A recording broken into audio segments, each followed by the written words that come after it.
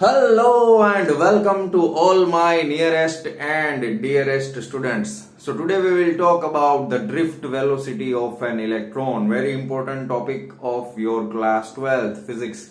Chapter number 3, current electricity, and as per your NCERT textbook the topic number is 3.5, drift of electrons and the origin of resistivity. तो प्यारे बच्चों, drift velocity क्या होता है, किस तरह से आएगा, पूरा डेरिवेशन आपको इस लेक्चर में देखने को मिलेगा स्टेप बाय स्टेप, जैसे आपकी एनसीईआरटी टेक्स्ट बुक में दिया गया है। तो पूरा लेक्चर ध्यान से देखिएगा, सब कुछ समझ में आ जाएगा, ये मेरी आपको गारंटी है। तो चलिए शुरू करते हैं। सबसे पहले हमने पढ़ा था, मान लीजिए कि मेरे पास यहाँ पे कोई मेटल कंडक्टर मतलब कंडक्टिंग मटेरियल वाला कोई सिलेंडर है। तो इस सिलेंडर में आपको पता है काफी सारे पॉजिटिव आयंस जो है वो होंगे और साथ ही साथ number of lots of free electrons भी यहाँ पे रेंडमली मूव कर रहे होंगे। जो मैं ब्लैक डॉट दिखा रहा हूं वो पॉजिटिव आयन है और आपको पता है काफी सारे इलेक्ट्रॉन्स रेंडमली मूव कर रहे हैं। कोई इधर मूव कर रहा है, कोई इधर मूव कर रहा है, कोई ऊपर जा रहा है, कोई नीचे जा रहा है, कोई लेफ्ट साइड जा रहा है, कोई राइट साइड जा रहा है, कोई कहीं जा रहा है, पता नहीं कहां जा रहे हैं। इतने सारे electrons, lakhs and crores of electrons are present. कितना बड़ा सिलेंडर आपने यूज किया उसके हिसाब से होगा। तो यहाँ पे सब मूव कर रहे हैं। क्यों मूव कर रहे हैं, आपको एक चीज बताता हूं। अगर किसी भी बॉडी का टेम्परेचर 0 केल्विन से ज्यादा होगा तो उस बॉडी के सभी एटम्स अपनी जगह पे ऑसिलेट हो रहे होते हैं। तो साथ ही साथ इलेक्ट्रॉन भी मूव करेंगे, फ्री इलेक्ट्रॉन्स, और ये जो पॉजिटिव आयन है वो भी ऑसिलेट कर रहे होंगे टेम्परेचर की वजह से। क्योंकि नॉर्मली अपने घर के रूम का टेम्परेचर जो होता है वो कितना होता है, 25 to 35 डिग्री, कभी कभी 40 डिग्री भी चला जाता है समर में। तो उतना टेम्परेचर होता है, काफी सारा वाइब्रेशन होता है, इलेक्ट्रॉन रेंडमली मूव कर रहे हैं इधर से उधर, इधर से उधर। तो हमने पढ़ा था लास्ट लेक्चर में, एवरेज वेलोसिटी कितना आ जाएगा, 0। क्यों 0 आ जाएगा, क्योंकि अगर आप कोई भी क्रॉस सेक्शनल एरिया लेंगे हम, तो उसमें जितने लेफ्ट साइड जा रहे हैं उतने राइट साइड जा रहे हैं, जितने ऊपर उतने नीचे। तो एवरेज वेलोसिटी कितना आ जा रहा है, 0। तो अब अगर हम यहाँ पे मान के चले कि यहाँ पे n number of electrons present है, तो उन सब का अगर मैं एवरेज वेलोसिटी निकालने जाऊंगा तो किस तरह से लिखेंगे, ध्यान से देखिए। मेरे पास टोटल कितने नंबर ऑफ इलेक्ट्रॉन्स है, n। और अगर मैं ith इलेक्ट्रॉन लेता हूं तो i को हम क्या कंसिडर करेंगे, 1 2 3 4, यहां से लेके n तक आएगा। इतने ज्यादा नंबर ऑफ इलेक्ट्रॉन्स प्रेजेंट है। मुझे क्या निकालना है, एवरेज वेलोसिटी निकालनी है। एवरेज वेलोसिटी के लिए हम क्या करेंगे, वेलोसिटी को टोटल नंबर ऑफ, जितने भी टोटल नंबर ऑफ इलेक्ट्रॉन्स की वेलोसिटी है उसके साथ डिवाइड कर देंगे। तो यहाँ पे टोटल कितना नंबर है, 1/n। तो चलो डिवाइड कर दिया, फिर सबका एडिशन करेंगे, सबकी वेलोसिटी का। सो ये आ गया एडिशन का सिंबल, सिग्मा एडिशन का सिंबल है। कहां से कहां तक ऐड करेंगे हम, तो हम ऐड करेंगे i इज इक्वल टू 1 से लेके कैपिटल N तक, ठीक है। और एवरेज वेलोसिटी को हम मान के चलते हैं, मान लीजिए स्मॉल vi, ठीक है। तो ये एवरेज वेलोसिटी कितना आ जाएगा, 0। तो ये है हमारा पहला इक्वेशन, समझ में आ गया। सबसे पहले लिखना है 1/n, क्योंकि total n number of electron present है। सबका हम एवरेज वेलोसिटी का एडिशन करेंगे, तो ये एडिशन का सिंबल आ गया सिग्मा। कहां से कहां तक करेंगे, 1 से लेके कैपिटल N तक करेंगे। किसका करेंगे, vi का करेंगे। आंसर क्या आएगा, 0, ठीक है। तो ये हो गया हमारा सबसे पहला वाला इक्वेशन, ठीक है।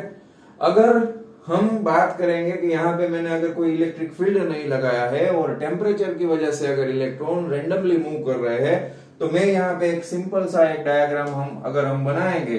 तो डायग्राम कुछ इस तरह से, रेंडमली आपको जो भी ठीक लगे ऐसा आप कुछ भी डायग्राम बना सकते हो, ठीक है ना। मैंने ऐसा डायग्राम बनाया है। यहाँ से इलेक्ट्रॉन ने मूव करना चालू किया, मूव करता करता यहाँ तक आ गया, और यहाँ पे जो आपको डॉट दिख रहा है वो क्या है, वो सारे आयन है। तो इलेक्ट्रॉन में एक्चुअल में क्या होता है, इलेक्ट्रॉन घूम रहा था, आगे गया, वेलोसिटी बढ़ाया, टकरा गया, फिर ध्यान आया चलो घूमते हैं, वापिस से वेलोसिटी बढ़ा, एक्सेलरेटेड मोशन के साथ बढ़ा। तो आप बोलोगे कि सर ड्रिफ्ट वेलोसिटी क्यों पढ़ रहे हैं हम, एक्सेलरेटेड मोशन तो है, पूरे में नहीं है। एवरेज निकालना पड़ेगा। एवरेज निकालेंगे तो फिर वेलोसिटी आएगा, एक्सेलरेशन नहीं आएगा। डेरिवेशन में भी हम एक्सेलरेशन यूज करेंगे, मगर एक्चुअल में वो एक्सेलरेटेड मोशन नहीं है। ये हमको एक पूरी कहानी की तरह याद रखना है पूरा अच्छे से।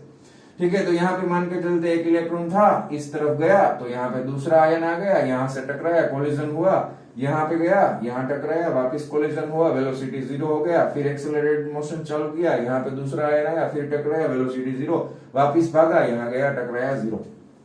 इस तरह से इलेक्ट्रॉन, काफी सारे लॉट्स ऑफ इलेक्ट्रॉन्स होते हैं, वो सब टकराते जाते हैं और आगे बढ़ते जाते हैं। तो उस हिसाब से हम एवरेज वेलोसिटी अगर निकालेंगे तो कितना आ जाएगा, 0 आ जाएगा। ठीक है, अभी मैं क्या करता हूं, अभी मैं कुछ काम करता हूं, अभी मैं इसके ऊपर एक बढ़िया सा प्यारा सा इलेक्ट्रिक फील्ड जनरेट करता हूं। तो इसको मैं एक बैटरी के साथ कनेक्ट कर दूंगा। ये है इसका पॉजिटिव, ये है इसका नेगेटिव टर्मिनल। ठीक है, तो ये पॉजिटिव टर्मिनल अगर होगा तो यहाँ पे इलेक्ट्रिक फील्ड का डायरेक्शन किस तरफ होता है, पॉजिटिव टू नेगेटिव। तो कुछ एक्सटर्नल इलेक्ट्रिक फील्ड इस तरफ हमें दिखाई देगा। अगर एक्सटर्नल इलेक्ट्रिक फील्ड आया तो इलेक्ट्रॉन पे क्या लगेगा, फोर्स लगेगा। फोर्स लगता है तो कैसा मोशन होता है, एक्सेलरेटेड मोशन होता है। तो हमें फोर्स का फॉर्मूला पता होना चाहिए। फोर्स का फॉर्मूला हम क्लास 11 से क्लास 9 से हम पढ़ते आ रहे हैं। फोर्स क्या होता है, फोर्स होता है मास इनटू एक्सेलरेशन। तो यहां से अगर मैंने एक्सेलरेशन को सब्जेक्ट बनाया तो ये आ जाएगा force divided by mass, F by m। तो हमें पता है, मान लीजिए कि अगर इस सिलेंडर का लेंथ L हो गया, इस सिलेंडर का लेंथ L है, यहाँ पे इसका मान लीजिए इलेक्ट्रिक फील्ड E है, और एक सिंगल इलेक्ट्रॉन को अगर मैं कंसिडर करूं, सिंगल इलेक्ट्रॉन को, तो हमने पढ़ा था आगे फोर्स का फॉर्मूला, एक चार्ज पे फोर्स कितना लगता है, F is equal to QE। क्या पढ़ा था, F is equal to QE। मगर यहाँ पे चार्ज क्या है, इलेक्ट्रॉन का चार्ज है, तो यहाँ क्या आ जाएगा, F इज इक्वल टू क्या आ जाएगा, E इंटू E। QE की जगह पे क्या आ जाएगा, EE। ठीक है, फोर्स एक वेक्टर क्वांटिटी है, इलेक्ट्रिक फील्ड भी एक वेक्टर क्वांटिटी है। तो यहाँ पे मैं एक्सेलरेशन की जगह पे क्या लिखूंगा, EE। मगर यहाँ पे एक दूसरी बात, हम इसको साइन के साथ लिखेंगे। इलेक्ट्रॉन का जो चार्ज होता है वो नेगेटिव होता है, -1.6 into 10 to the power -19 coulomb. तो यहाँ पे मैं लिख दूंगा -EE। ठीक है, फोर्स की जगह पे -EE बाय m। अभी मैंने वेक्टर के फॉर्म में नहीं लिखा है इसको, ठीक है, ऐसे ही लिख दिया, acceleration is equal to -EE by m। इतना एक्सेलरेशन आ गया, पता चला, समझ में आ गया, यहां तक सब कुछ ठीक ठाक, बढ़िया। अभी आगे बढ़ते हैं। ये मैं जो स्टेप कर रहा हूं वो आपकी एनसीईआरटी की टेक्स्ट बुक के हिसाब से ही कर रहा हूं, सीबीएसई बोर्ड के हिसाब से ही सब स्टेप हो रहा है, ध्यान में रखना। अभी आगे बढ़ते हैं। यहां पे हमें एक्सेलरेशन मिल गया। अभी मान के चलते हैं कि अगर मुझे इसका वेलोसिटी, मान लीजिए इलेक्ट्रॉन यहां पे टकराया, कहीं से आके तो टकराया होगा ना, जब टकराएगा तब उसकी वेलोसिटी कितनी है, 0। फिर वो ये एक्सेलरेशन के साथ मूव करेगा, फिर वापस आगे जाएगा, टकराएगा, वापस उसकी वेलोसिटी क्या हो जाएगी, 0। तो यहां से जब टकरा के आया तब उसके पास कुछ इनिशियल वेलोसिटी थी जो कि 0 थी। बाद में एक्सेलरेशन हुआ तो आगे बढ़ा, तो वेलोसिटी फाइनल जब यहां पे टकराएगा तब उसके पास कुछ फाइनल वेलोसिटी भी तो होगी, ठीक है ना। तो वेलोसिटी का इक्वेशन हमने क्लास 11th में, क्लास 9th में हमने 3 इक्वेशंस पढ़े थे, यूनिफॉर्मली एक्सेलरेटेड मोशन के 3 इक्वेशन, मोस्ट आईएमपी। तो उसमें पहला वाला इक्वेशन था v is equal to u plus AT, था ना, ये वाला इक्वेशन पहला वाला, v is equal to u plus AT. ये इक्वेशन अगर हम मान के चलेंगे, ठीक है, टेक्स्ट बुक में दोनों को, इसको थोड़ा बड़ा vi लिखा है, इसको थोड़ा छोटा vi लिखा है, तो कंफ्यूजन हो जाएगा। इसलिए मैं क्या करता हूं, इलेक्ट्रॉन जब टकराएगा ना, बाद में उसका जो इनिशियल वेलोसिटी है उसको मैं u से रिप्रेजेंट करूंगा, ताकि आपको कंफ्यूजन ना हो। ये कौन सा है, जब टकराने के पहले वाला, ये टकराने के बाद वाला, जब मोशन स्टार्ट होता है वो है, ठीक है ना। और मान लीजिए किसी टाइम पीरियड पे, कौन से टाइम पे, यहां से चला चला चला तो यहां तक पहुंचा, तो मान लीजिए यहां पहुंचा तो उसका टाइम जो हो गया वो हो गया ti, ठीक है, एज्यूम कर लेते हैं यहां से यहां पहुंचने में इसको कितना टाइम लगा, ti टाइम लगा मान के चलिए, तो उसका जो फाइनल वेलोसिटी होगा उसको हम बोलेंगे vi, ठीक है। तो यहां से देखिए आगे वाला स्टेप, इसको मैं थोड़ा मॉडिफाई करके लिख रहा हूं, ये हो गया वी आई, ठीक है, इज इक्वल टू ये हो गया यू आई, ठीक है, प्लस ये हो गया ए टी आई, कितना आ गया ए टी आई, ठीक है। तो मैंने अभी आपको समझाया टकराने के बाद उसका वेलोसिटी इनिशियल कितना हो जाता है, 0 हो जाता है, तो ये आ जाएगा 0। अभी देखिए दूसरा बहुत ही इंपॉर्टेंट चीज अभी हमको सीखना है, इलेक्ट्रॉन जब यहां से यहां पहुंचेगा तो यहां से यहां पहुंचने में जो टाइम लगेगा उस टाइम पीरियड में इलेक्ट्रॉन जो है वो रिलैक्स होता है, टकराता नहीं है ना, तो रिलैक्स, तो इसलिए हम उसको बोलेंगे रिलैक्सेशन टाइम। क्या बोलेंगे, रिलैक्सेशन टाइम। तो अगर मैं यहाँ पे टी आई को रिलैक्सेशन टाइम मान लूंगा तो टी आई हो जाएगा टाउ, और ये क्या होता है, रिलैक्सेशन टाइम, रिलैक्सेशन टाइम, ठीक है, रिलैक्स हो जाएगा, ठीक है। R E L X T A T I O N आएगा, sorry, R E L X T A T I O N, relaxation time. तो ये हो जाएगा रिलैक्सेशन टाइम, क्योंकि यहां से यहां के बीच में वो रिलैक्स हो रहा है, तो इसको हम मान लेते हैं रिलैक्सेशन टाइम। तो अभी दूसरी बात एक समझ लो, रिलैक्सेशन टाइम में, रिलैक्सेशन टाइम जो होता है वो फिक्स नहीं होता है। मान लीजिए इलेक्ट्रॉन यहां से यहां गया तो ये डिस्टेंस थोड़ा ज्यादा है, मगर यहां से यहां गया तो तुरंत दूसरा आयन आ गया तो जल्दी टकरा गया, तो इसमें रिलैक्सेशन टाइम ज्यादा आएगा, इसमें कम आएगा, इसमें वापिस ज्यादा आएगा, इसमें इससे भी ज्यादा आएगा। तो रिलैक्सेशन टाइम हम क्या करेंगे, एवरेज ले लेंगे। क्या ले लेंगे, एवरेज ले लेंगे। तो रिलैक्सेशन टाइम हमको जो मिलेगा वो क्या आएगा, एवरेज रिलैक्सेशन टाइम होगा, एवरेज, क्योंकि सबका टाइम अलग अलग होता है, मगर हम उसका क्या निकाल लेंगे, एवरेज। तो ये दो कोलिजन के बीच का जो टाइम है, इलेक्ट्रॉन के आयन के साथ वाला दो कोलिजन के बीच का टाइम पीरियड, उसको हम बोलेंगे रिलैक्सेशन टाइम। तो मैं यहाँ पे टी आई की जगह पे डाल दूंगा रिलैक्सेशन टाइम। दूसरी बात, इसका इनिशियल वेलोसिटी जो स्टार्ट किया था वी आई, सॉरी यू आई, तो यू आई तो कितना था, 0 था, ठीक है ना, इनिशियल वेलोसिटी कितना है, 0 है, ठीक है ना। तो ये जो वेलोसिटी आएगा ये कौन सा आएगा, इसको हम बोलेंगे ड्रिफ्ट वेलोसिटी। कौन सा बोलेंगे, ड्रिफ्ट वेलोसिटी। ये भी एक एवरेज वेलोसिटी है, ठीक है ना, ये भी एक एवरेज वेलोसिटी है।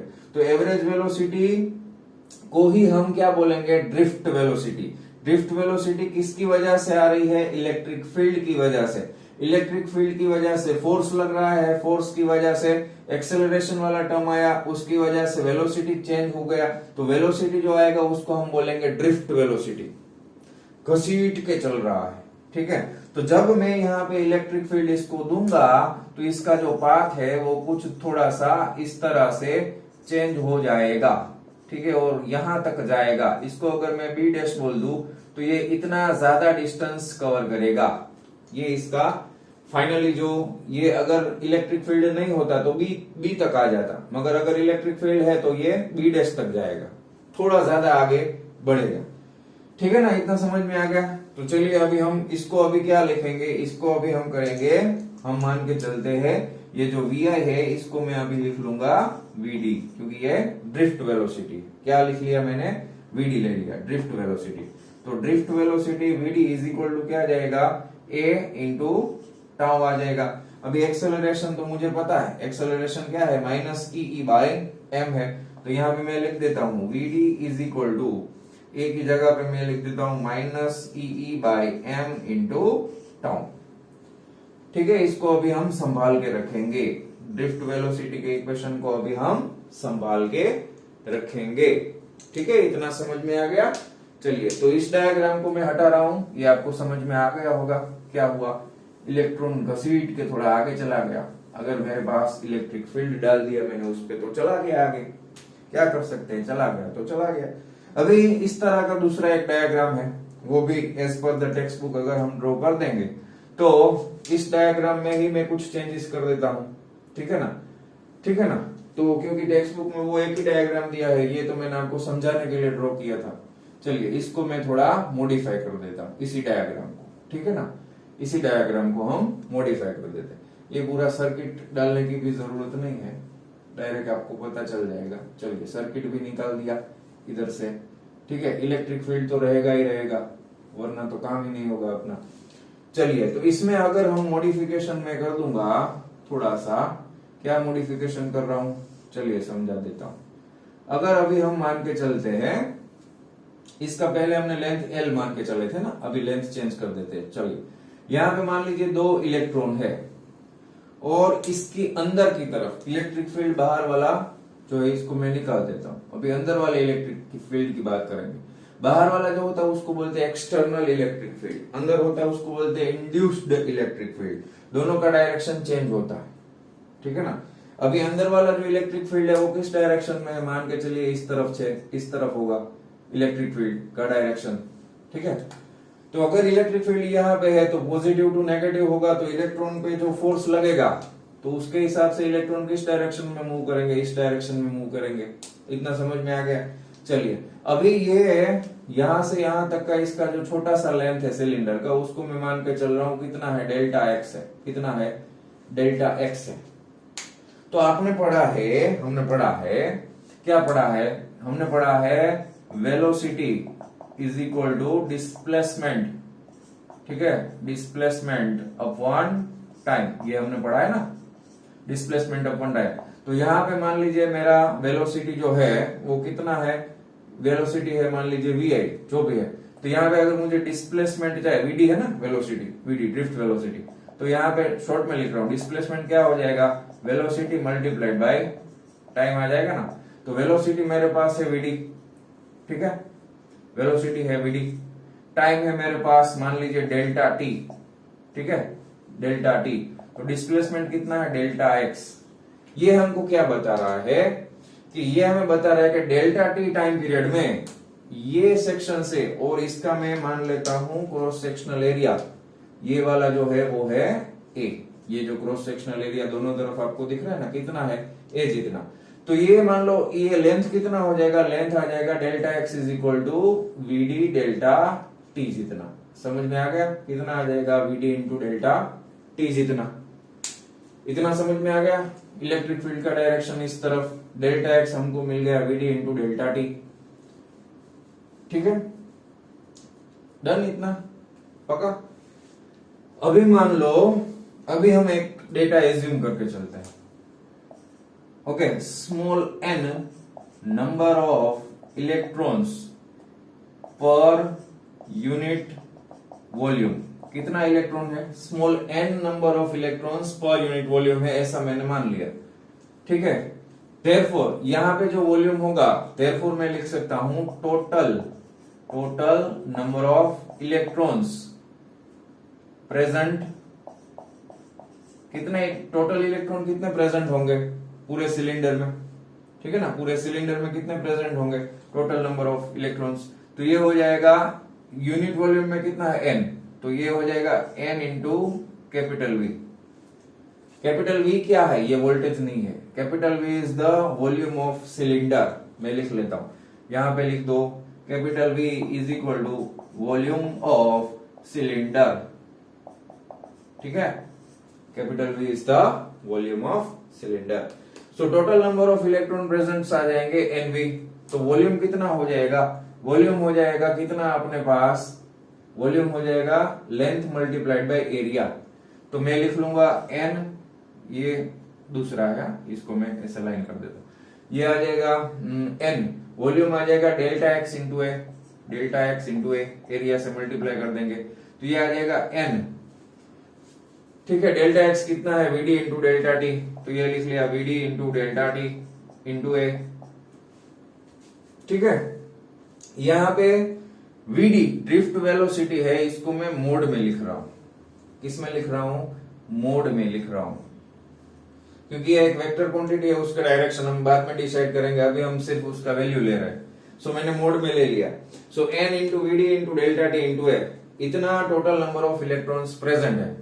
देयरफॉर मैं लिख रहा हूं टोटल चार्ज, इसमें टोटल चार्ज कितना आएगा, एक का होता है ई इलेक्ट्रॉन का, तो टोटल इतना है, नंबर ऑफ इलेक्ट्रॉन्स इतना है ना, तो सबका कितना आ जाएगा, ई से मल्टीप्लाई करना पड़ेगा ना, तो यह आ जाएगा minus e n v d into delta t into a समझ में आया टोटल चार्ज।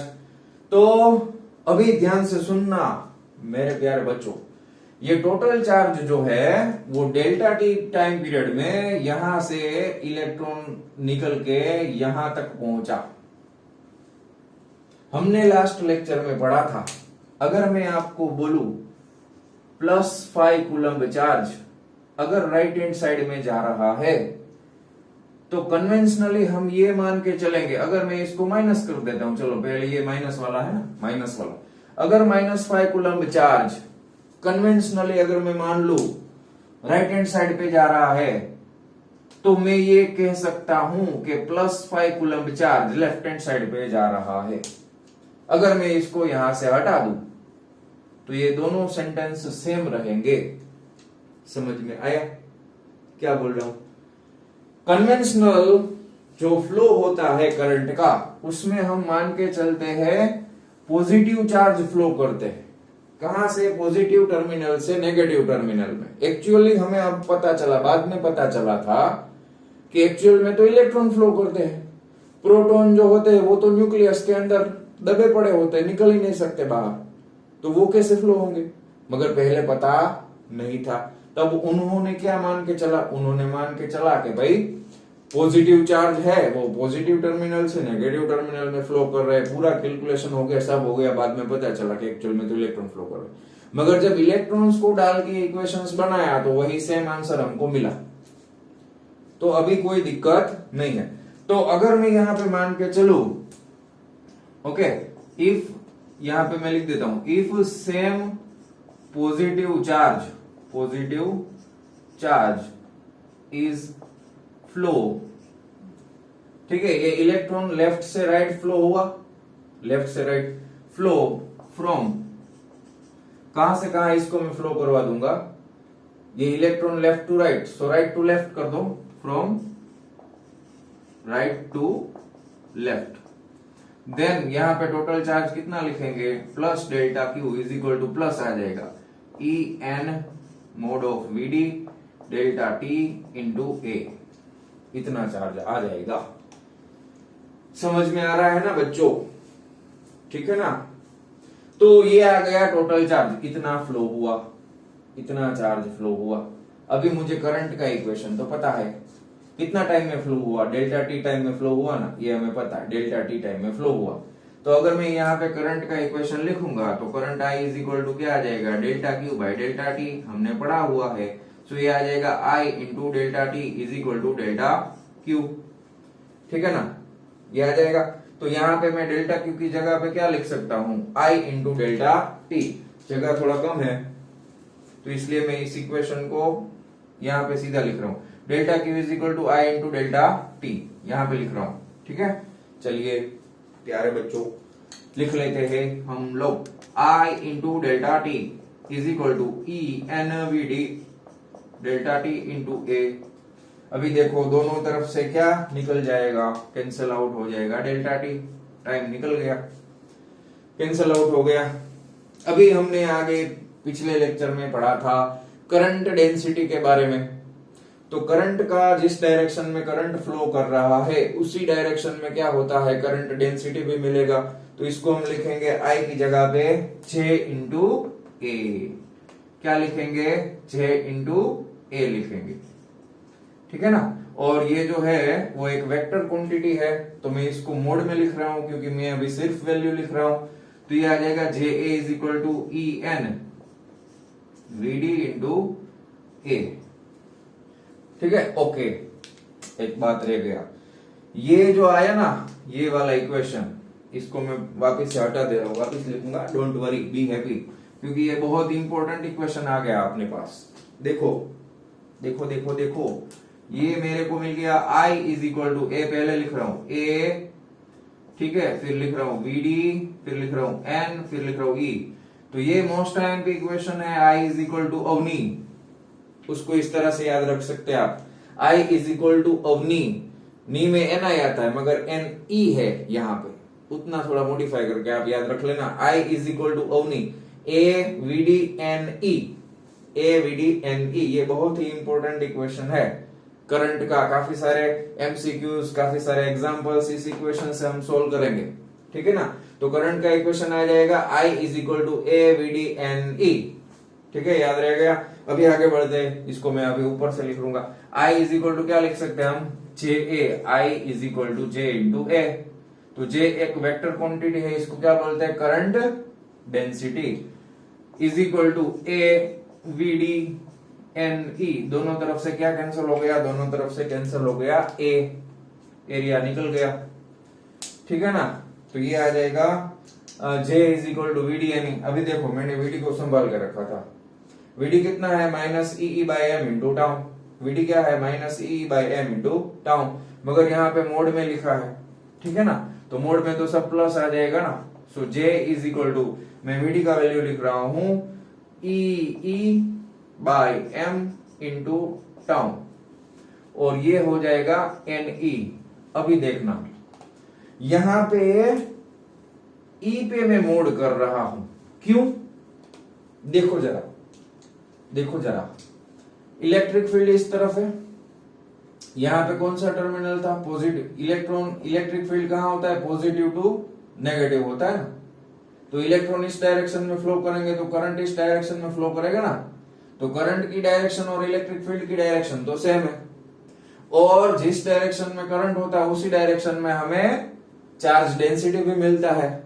तो इलेक्ट्रिक फील्ड का डायरेक्शन और चार्ज डेंसिटी का डायरेक्शन सेम होने की वजह से मैं यहां से अभी मोड को हटा लूंगा, ठीक है ना। ये मैंने हटा लिया, चलो। तो E इंटू ई, स्मॉल ई का स्क्वायर हो जाएगा, और यार ई स्क्वायर, अभी अच्छा लिखा, चलो ये कैपिटल ई स्क्वायर हो गया, फिर एन भी आएगा ना, पहले एन लिख देता हूं, एन, अरे n E square by M into tau into e. पता चल गया, समझ में आया, ठीक है। अभी लास्ट स्टेप, जो लास्ट वाली थियरी में हमने किया था, जे को मैं क्या लिख सकता हूं, सिग्मा इंटू ई। क्या लिख सकता हूं, सिग्मा इंटू ई। सिग्मा जो होता है वो क्या होता है, कंडक्टिविटी, और ई फॉर इलेक्ट्रिक फील्ड।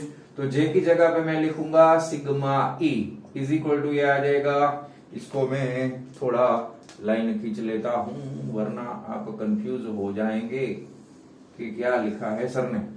तो ये आ जाएगा sigma E is equal to N E square by M into tau into e. दोनों तरफ से क्या कैंसिल हो जाएगा, ई। तो फाइनली मुझे इक्वेशन मिला sigma is equal to N E square by M into tau, ये स्क्वायर है, ठीक है।